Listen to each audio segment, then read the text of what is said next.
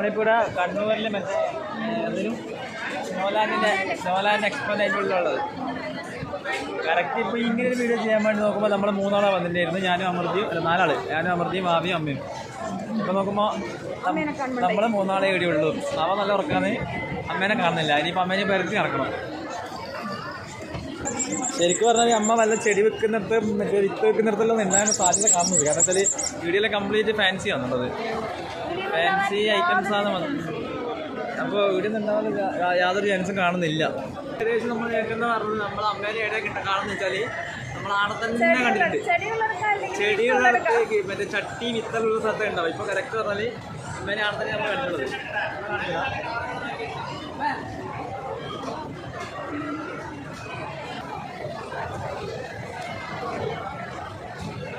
പറയാൻ